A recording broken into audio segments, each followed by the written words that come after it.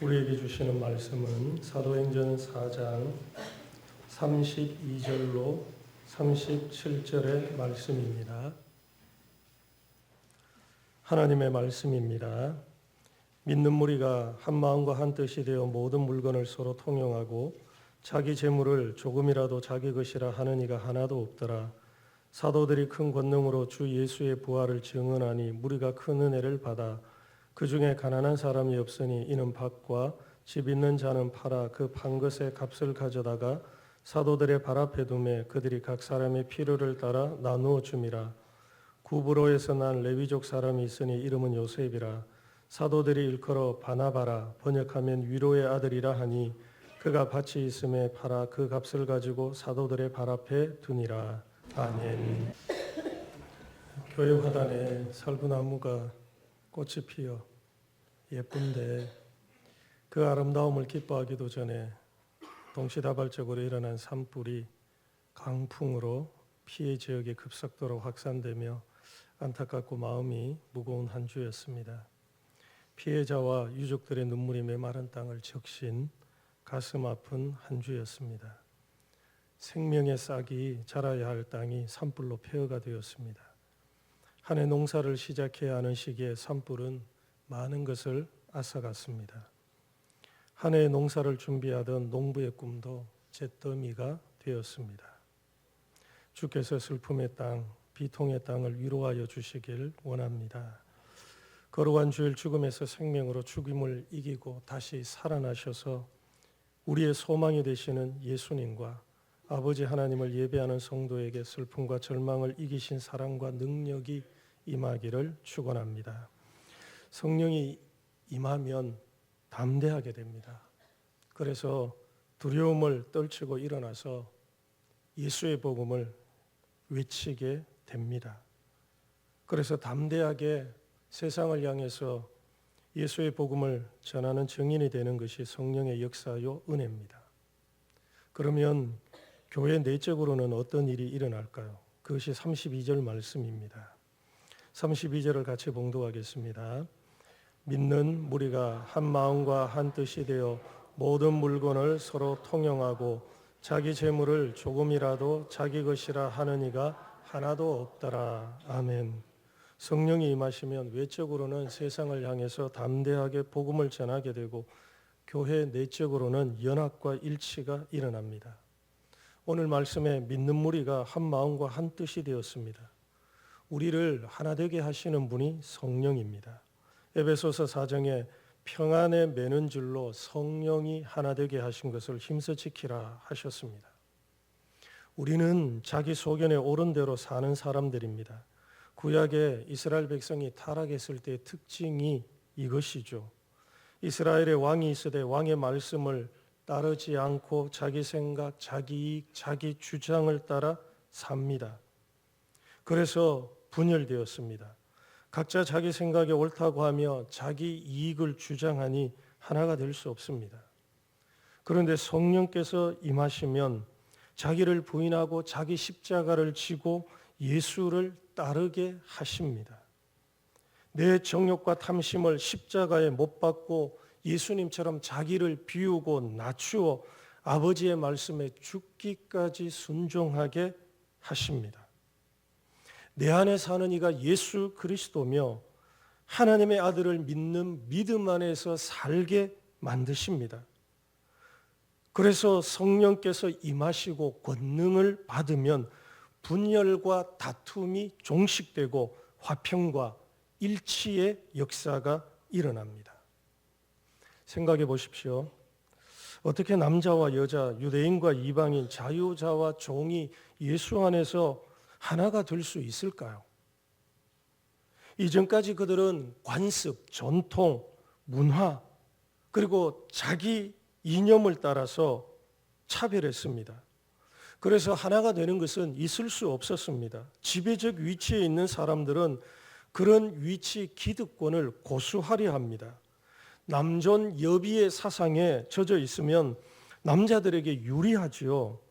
그러니 그런 생각을 내려놓으려고 할까요? 여자들은 남자들에 의해 종속되는 삶이 싫습니다. 그것을 깨뜨리고 싶어 합니다. 남자와 여자만 그런 것이 아니죠. 유대인과 이방인들도 그러합니다. 그런데 성령께서 임하시면 이들이 하나가 되는 겁니다. 남자와 여자가 하나가 되고 유대인과 이방인이 하나가 되고 종과 자유자, 우리가 생각할 때는 양극단에 있는 사람들이 예수 안에서 하나가 되는, 둘이 한 몸이 되는 놀라운 역사가 일어나는 겁니다. 그래서 교회의 연합과 하나됨을 이루시는 것이 성령의 역사입니다. 성령이 충만하면 분열, 분리, 소외 같은 것을 깨뜨리고 하나됨을 이루십니다. 그리스도 안에서 서로가 동등한 존재임을 인정하고 남자나 여자나 자유자나 종이나 이방인이나 헬라인이나 다 예수 안에서 동등한 존재임을 인정하고 서로를 존중하고 사랑하며 섬기는 역사가 일어납니다. 그런데 하나가 되려면 먼저 무엇이 있어야 할까요? 모여야죠. 함께 해야 하죠. 서로 교제해야 합니다. 그래서 성령께서 임하시면 암탉이 병아리를 모아 그 품에 품듯이 모이고 함께하는 교회가 됩니다. 성령께서 주의 백성들이 모여 교제하고 가르침을 받게 합니다. 모이지 않는데 하나가 될 수 있을까요? 그래서 성령께서 우리를 모이도록 하십니다. 인종, 성별, 신분, 지위, 학력을 비롯해서 각각 다른 사람들을 불러 모아 하나 되게 하시는 것이 성령의 역사입니다. 그래서 사도행전 2장에 어떤 일이 일어났습니까? 오순절 성령 강림이 일어나고 사도들이 모인 사람들에게 담대하게 복음을 전했습니다. 그리고 사도의 복음을 들은 사람들이 예수를 믿게 되었고 그들이 모여서 사도의 가르침을 받고 서로 교제하고 떡도 함께 떼고 기도도 같이 하는 겁니다. 성령이 임하면 세상을 향해서는 담대히 복음을 전합니다. 내적으로는 모여서 예수 그리스도를 배우고 사귀고 함께 밥도 먹고 기도하는 일이 일어나는 거죠.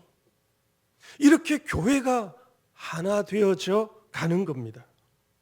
우리는 성령의 권능, 성령의 역사를 이적, 기사, 능력으로 보는 시각이 강합니다.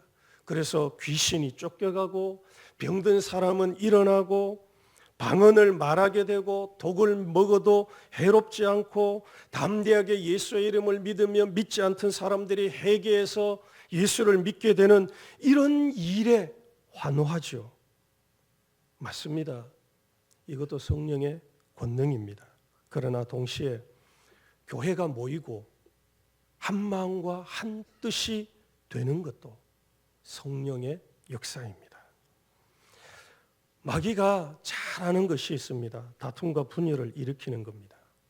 마귀는 우리를 싸우게 만듭니다. 미움, 질투, 혐오, 비난, 중상, 자기애를 통해서 갈등을 조장해서 싸우게 만듭니다. 싸워서 상처를 입고 서로를 증오하게 하죠. 이 증오와 미움은 필연적으로 복수를 불러옵니다. 상처를 받아 서로 무관심하게 만듭니다. 그래서 마귀가 역사하는 곳에 개인주의, 이기적 성향이 아주 강해집니다. 서로에 대해서 무심한 거죠. 서로가 어떻게 사는지, 어떤 일을 겪고 있는지, 지금 형편이 어떠한지 별로 관심이 없습니다. 요즘은 가족들 간에도 그렇죠. 분명히 한 집에 사는데, 같이 사는데 배우자가 지금 마음이 어떤지, 어떤 일을 겪고 있는지, 자녀는 어떤지, 자녀들은 부모가 어떤지, 그저 자기밖에 모르는 자기의 개인주의적인 성향이 강하게 나타나는 거죠. 내 살기도 바쁜데 다른 이에게 관심은 무슨 관심이라고 하죠. 이것은 하나님의 마음, 예수님의 삶에서 떠난 것입니다. 생각해 보십시오. 우리 하나님이 어떤 분입니까? 요한복음 3장에 하나님이 세상을 이처럼 사랑하사 독생자를 주셨으니 이는 그를 믿는 자마다 멸망하지 않고 영생을 얻게 하려 하심이라 하셨습니다. 우리 하나님의 사랑은 나 아닌 다른 존재를 내 가슴에 품는 겁니다. 하나님은 죄인이 죽든지 살든지 관심 없는 것이 아니라 그 죄인을 위해 내 소중한 것을 내어주고 그를 구원하는 것이죠. 하나님께서는 죄인이 그 죄로 말미암아 고통당하든지 심판을 받아 멸망받든지 무심하셨다면 그 아들을 세상에 보내지 않습니다. 예수께서도 목자 없는 양 같은 무리들, 그 백성들이 유리방황하는 것을 보면서 불쌍히 여기지도 않으시죠. 더욱이 예수께서 우리의 인생에 관여하시려고 십자가에서 피 흘려 죽으실 이유는 더더욱 없죠. 그런데 예수께서 내 인생에 개입합니다. 우리를 외면하지 않고 우리를 위해 십자가에서 죽으시죠. 우리를 내버려 두지 않고 내 인생에 들어오시는 분, 개입하시는 분입니다. 우리가 하나님을 거절하고 매몰차게 내밀어도 하나님은 우리를 참고 기다리며 우리 인생에 함께하려고, 기어이 함께하려고 어떻게 해서든 비집고 들어오고야 마는 분이죠. 하나님은 나에 대해 정말 관심이 많습니다. 그래서 우리와 함께하기 위해 오셨죠. 하나님의 이름을 임마누엘이라고 하는 이유입니다. 따라서 부름을 받아 하나님의 자녀가 되었고 예수님을 본받아 사는 것이 우리 인생의 표대라면 우리는 나 아닌 타인에 대해 관심을 가질 수밖에 없습니다. 하나님께서 부르신 믿음의 형제 자매와 교제를 하게 만드십니다. 하나님의 성품과 행하심이 그러하기에 당신의 자녀가 그렇게 살도록 이끄시는 겁니다. 그래서 그리스도인은 형제 자매에 대해 관심을 가질 수밖에 없는 사람입니다. 그것이 예수님을 따르는 제자의 삶이기 때문입니다. 모두와 교제할 수 없지만 할 수 있는 대로 특별히 연약한 자, 가난한 자, 고통받는 자와 사귐으로 이끄시는 거죠. 그런 형제 자매의 삶의 자리에 관심을 갖고 나아가게 하십니다. 성령께서 그렇게 살도록 우리를 도우시는 거죠. 그런 그리스도인이 이기적이고 개인적일 수 있을까요? 나밖에 모르고 타인에 대해서는 신경을 쓰지 않고 살 수 있을까요? 그럴 수 없습니다. 성령이 임하시고 권능을 받으면 우리를 형제 자매의 삶의 자리로 나가도록 이끄십니다. 분열되고 단절된 우리를 예수 안에서 하나가 되게 하시기 때문이죠. 따라서 자기밖에 모르는 이기적 개인적 삶은 하나님의 뜻을 떠나 있습니다. 그리스도의 교회로 모이고자 하지 않는 것도, 서로 교제하지 않으려는 것은 성령의 역사와 임재가 아닙니다. 오히려 성령이 강하게 역사할수록 모이려고 합니다. 성령으로 충만할수록 모이기에 힘쓰고 함께하는 것에 힘쓰는 교회가 됩니다. 그렇게 모인 교회가 마음을 열어 서로 용납하고 사귀도록 성령께서 이끄십니다. 이것이 성령의 권능입니다. 이렇게 성령께서 우리 가운데 충만하게 될 때, 우리를 다스릴 때 하나님 나라가 우리 가운데 임하는 거죠. 이렇게 연합과 일치 이루는 것이 성령의 권능입니다. 큰 역사가 일어나고 막 입이 딱 벌어질 그런 일이 일어나는 것이 그것도 성령의 역사지만 우리의 마음이 합하게 되고 서로 사귀어서 하나 되어지는 것이 성령의 역사라는 거죠. 그러므로 구역 모임, 소모임 해야 합니다. 지금도 구역 모임, 소모임에 참여할 수 있습니다. 소모임은 성김이에게 말해서 늦었지만 참여하겠다고 하십시오. 초대교회가 예배만 드리고 흩어지지 않았습니다. 이들은 모여서 가르침을 받고 교제하고 밥도 같이 먹고 기도도 했습니다. 주일 예배 후에 우리 교회 식당에 내려가서 함께 밥도 먹고 소모임으로 모여서 서로 교제도 하고 기도도 하십시오. 내 이야기도 들려주고 형제 자매가 어떻게 살았는지 그 이야기도 듣고 나도 형제를 위해서 기도하고 나도 형제 자매의 기도를 받으십시오. 내 이야기만 해서는 안 됩니다. 어떤 사람은 자기 이야기만 하려고 합니다. 모임의 주도권을 자신이 잡으려는 거죠. 아닙니다. 우리 모임의 주권은 성령님께 있습니다. 우리 모임의 주제자는 성령님이시죠. 그렇기에 서로 듣는 마음을 가져야 합니다. 서로 교제하게 하시는 거죠. 교제는 나도 너도 함께 어우러져 나누는 것이지 일방적인 것이 아닙니다.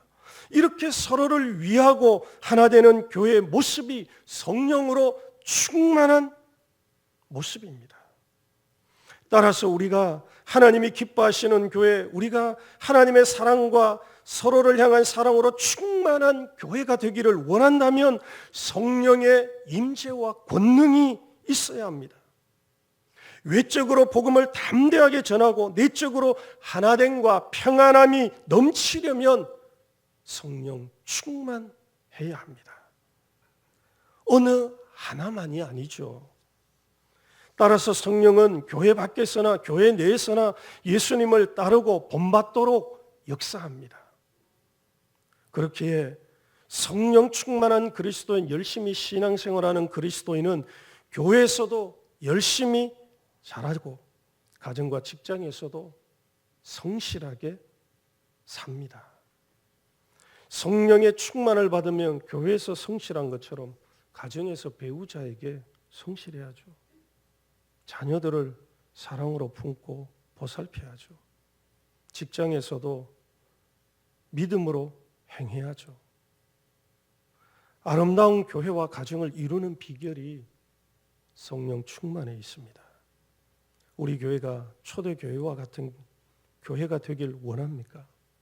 그러면 기도하십시오. 성령 충만한 교회가 되도록 기도하십시오. 성령 충만하면 유무상통하는 사랑이 넘치는 교회, 행복하고 화목한 가정이 됩니다. 이렇게 성령으로 충만한 교회 성도에게 일어난 아름다운 이야기가 있죠. 그것이 바나바 이야기입니다. 바나바는 별명입니다. 바나바의 이름은 요셉으로 레위 지파였습니다. 이 요셉에게 밭이 있었는데 이 밭을 팔아 사도들의 발 앞에 두었습니다. 이름이 기록되고 그에게 별명이 붙은 것을 볼 때 요셉의 섬김이 당시 교회와 사도들에게 특별했던 것 같습니다. 마치 마리아가 예수님께 향유옥합을 깨뜨려 부었을 때 예수님께서 이 여인의 행위가 복음이 전해지는 곳마다 전파되리라 하셨던 것처럼 이 요셉의 섬김이 특별했고 그래서 교회와 사도들에게 큰 힘과 위로가 되었던 것 같습니다. 그래서 사도들이 요셉에게 바나바라는 별칭, 애칭을 주었습니다. 그 이름의 뜻이 위로의 아들입니다. 교회와 사도들에게 위로가 되었죠. 당시 교회는 가난했습니다. 사도행전 6장에 헬라파, 히브리파와 과부들을 구제하는 이야기가 나옵니다. 이들이 줄이지 않도록 매일 구제해야 했습니다. 매일 일용할 양식을 구제해야 했습니다. 사도들도 가난했습니다. 사도들이 무슨 재산이 있었을까요? 그들은 모든 것을 버리고 예수님을 따랐습니다. 사도들은 성도의 형편을 알았습니다. 이들이 매일 일용할 양식이 필요하고 이들에게 매일 일용할 양식을 구제해야 되는데 교회의 형편과 사정을 생각할 때 이것이 힘들고 곤란한 겁니다. 그런데 요셉이 밭을 팔아 봉헌했습니다. 그것이 사도들의 교회의 위로가 되었습니다. 힘들고 어려울 때 요셉의 헌신은 성령의 감동과 역사였습니다. 우리의 연약한 교회를 도우시는 성령의 손길이었습니다. 하나님께서 요셉을 통해서 교회가 큰 위로를 받게 하셨고 힘을 얻게 하신 거죠. 위로가 무엇입니까? 사전에서 위로는 따뜻한 말과 행동으로 괴로움을 덜어주거나 슬픔을 달래주는 것이라 합니다. 어떤 사람이 어려움에 처해 있거나 슬픕니다. 인생이 힘들고 고단하고 지쳐 있습니다. 그럴 때 필요한 것이 위로입니다. 그의 괴로움, 슬픔을 덜어주거나 달래주는 따뜻한 말과 행동이죠. 이 시대도 어려움 없는 사람을 찾기 힘들죠. 상처가 없는 사람이 없습니다. 1등이 되라고 최고가 되라고 목을 죄며 그렇지 못하면 실패자라고 낙인 찍습니다. 무엇보다 우리 인생은 수고하고 무거운 짐을 지고 사는 인생입니다. 그래서 위로가 필요한 시대입니다. 최고의 위로는 우리의 죄짐을 벗겨주는 겁니다. 이 무거운 짐을 나 홀로 지고 갑니다. 내 힘으로는 벗을 수 없는 죄짐을 벗겨주는 것보다 큰 위로는 없습니다. 그래서 예수께서 세상에 오셔서 십자가에 우리 죄를 위해 죽으심으로 우리의 죄짐을 벗겨주셨습니다. 죄의 노예의 굴레를 벗겨 자유와 해방을 주셨습니다. 이 죄짐이 벗겨지지 않으면 우리의 위로는 아주 잠깐입니다.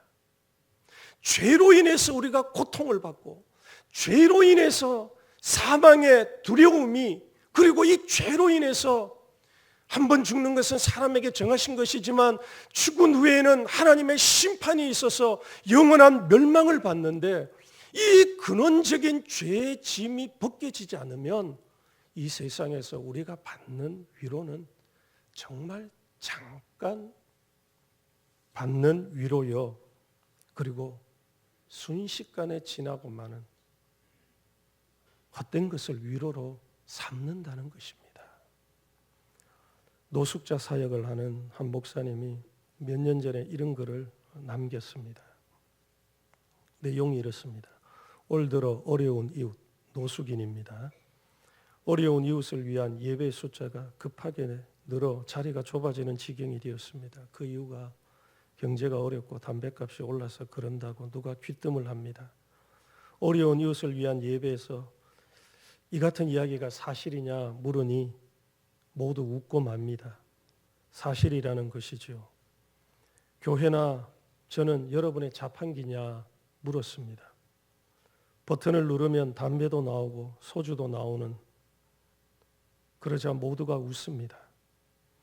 내가 그런 자판기라도 될 수 있다면 좋겠다고 했습니다.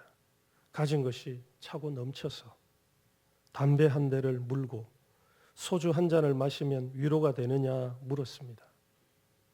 그렇지 않냐고 되묻습니다. 그것이 이 시대 어려운 처지에 놓인 여러분들에게 위로가 될 수 있다면 얼마나 좋겠냐고 했습니다. 한 개피, 두 개피 피우고 한 잔, 두 잔 입에 들어갈 때는 좋지만 폐암이 걸리고 거리에서 쓰러져 버리는 꼴을 보면 그것이 위로가 될 수 있느냐 되물었습니다. 모두가 심각한 표정에 대답이 없습니다. 인생에서 진정한 위로는 어디서 오는 것일까? 담배로도 술로도 아니 되는 것일 뿐 아니라 성공과 권세를 얻고 이름을 떨쳐도 이것이 진정한 위로가 되는 것일까? 누구나 죽음 앞에 서는 순간 그 모든 것은 위로가 될 수 없는 허상이었음이 백일하에 드러나는 것은 아닐까? 그래서 예수께서 인간 군상들을 바라보며 말씀하셨습니다. 목자일은 양과 같도다 라고 적었습니다. 정말 잠깐의 위로가 될 수 있죠. 우리 사람들이 한 잔 술을 마시면서 지치고 고단한 삶을 달래기도 하지 않습니까? 담배 한 가치 피우면서 그 연기를 뿜어내면서 위로로 삼죠. 그런데 정말 그것이 위로입니까? 우리 학생들, 청년들은 열심히 게임하면서 그것을 잠깐의 위로로 삼죠. 그 순간은 다 잊어버리니까. 그런데 그것이 정말 우리의 슬픔, 우리의 어려움을 달래고 들어주는 것인가? 예수께서 행하신 구원이 인생의 가장 큰 위로입니다.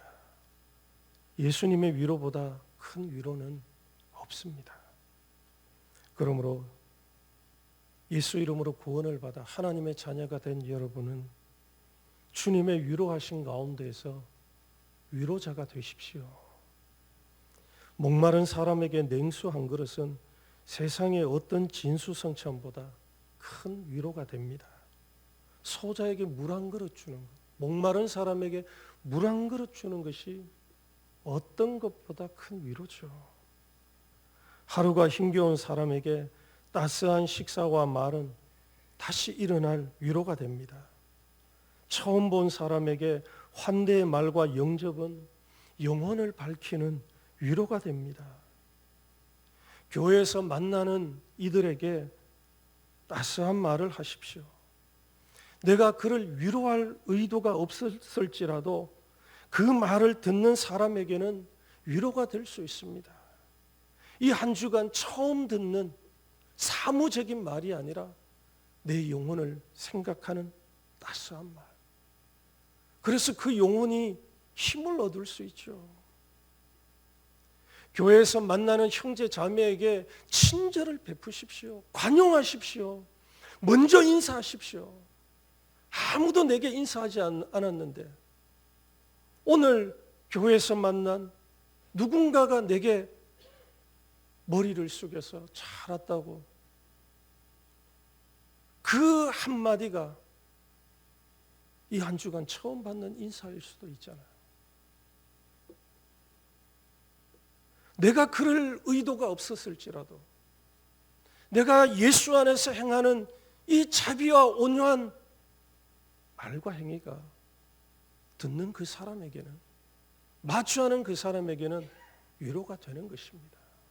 사납고 거친 말, 자기밖에 모르는 이기적인 말이 아니라 예수 안에서 말해야 합니다.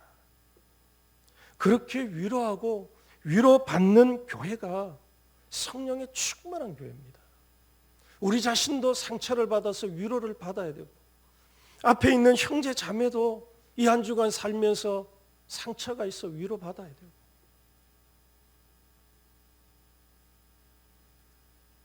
사랑하는 여러분, 성령께서 역사하는 교회는 이런 교회였습니다. 서로 정죄하고 비난하고 무관심하고 무뚝뚝하고 정말 서로를 따스하게 품는 위로하는 교회였죠.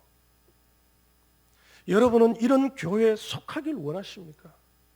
나는 정말 이런 교회에 있고 싶어 그런 마음을 갖습니까? 그럼 이런 교회를 만드셔야죠. 그러려면 여러분이 성령으로 충만해야 합니다. 기도해야죠.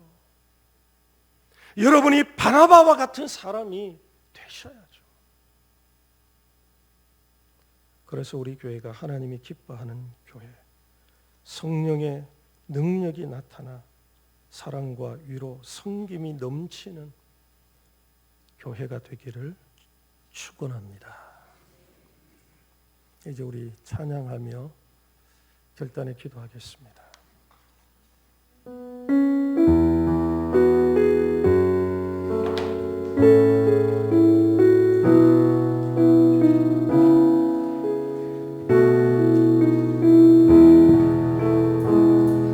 진정한 예배가 숨쉬는 교회, 주님이 주인 되시는 교회, 믿음의 기도가 쌓이는 교회, 최고의 찬양을 드리는 교회, 말씀이 살아 움직이는 교회, 성도의 사랑이 넘치는 교회, 성령과 헌신이 기쁨이 되어 열매 맺는 아름다운 교회, 주님의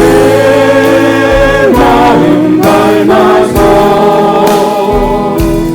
이웃을 사랑하는 교회, 주님의 영광을 위해서 빛 대신 주님 전하는 교회,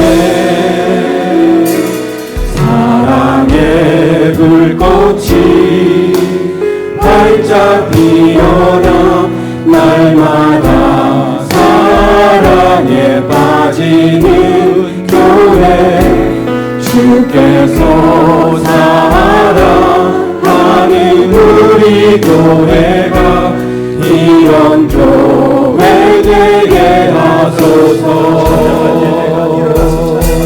진정한 예배가 숨쉬는 교회, 주님이 주인 되시는 교회, 믿음의 기도가 쌓이는 교회, 최고의 찬양을 드리는 교회, 말씀이 살아 움직이는 교회, 성도의 사랑이 넘치는 교회, 성령과 헌신이 기쁨이 되어 열매 맺는 아름다운 교회, 주님의 마음 닮아서 이웃을 사랑하는 교회, 주님의 영광을 위해서 빛 대신 주님 전하는 교회, 사랑의 불꽃이 활짝 피어나 날마다 사랑에 빠지는 교회, 주께서 사랑하는 우리 교회가 이런 교회 되게 하소서. 주님의 마음 닮아서, 주님의 마음 닮아서 이웃을 사랑하는 교회, 주님의 영광을 위해서 빛 대신 주님 전하는 교회,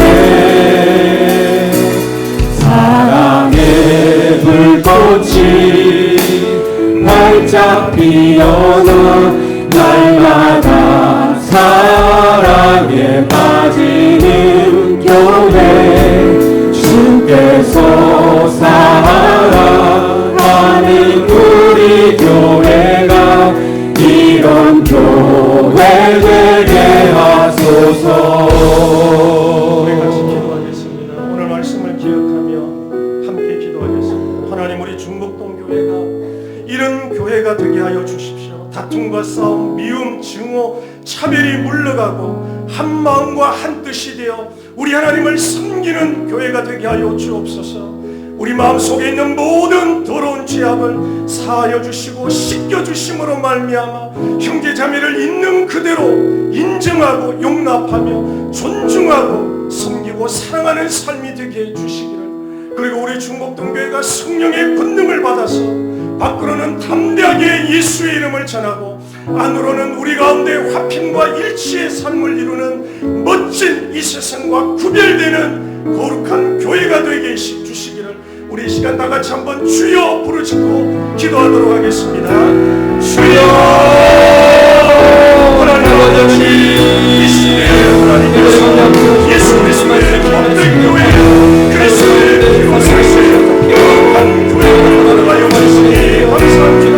하나님, 우리 교회가 이 시대 가운데서 구별된 교회가 되게 하여 주시고 한마음과 하시며 우리 하나님을 섬기고 사랑을 내어내며 존중하고 사랑하는 교회가 되게 하여 주시고 서로를 위로하는 교회가 되게 하여 주시고 성령의 영화심을 서로를 위로하는 교회가 서로가 싸움하고 하게 하시고 하나님 성령을 경험하고 우리에게 사랑을 나누게 하여 주시고 아버지 자기와 인주의 하소서. 하나님의 말씀하시며 하나님의 말씀에 사랑을 나누시는 모든 하나님을 향하여 나를 되게 하여 주시고 하나님의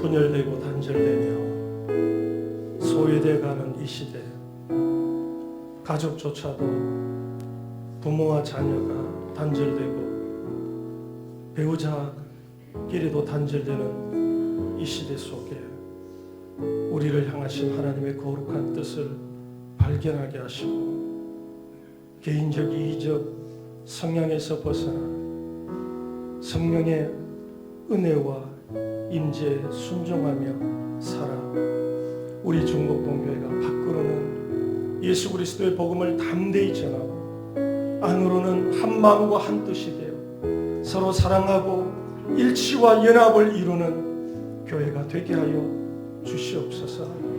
하나님께서 아담 홀로 독취하는 것이 좋지 않아 그 갈빗대를 뽑아 여자 하와를 만들어 주신 만큼 그렇게 서로 함께 하기를 원하시는데 하나님, 우리는 분열되고 스스로 소외되니 우리를 불쌍히 여겨주시고 우리 중국동교회가 모이기에 힘쓰는 교회, 사랑과 선행을 격려하는 교회, 위로가 넘치는 교회, 그래서 이 시대 가운데 참으로 거룩한 공동체로 하나님의 영광을 나타내는 교회가 되게 하여 주시옵소서.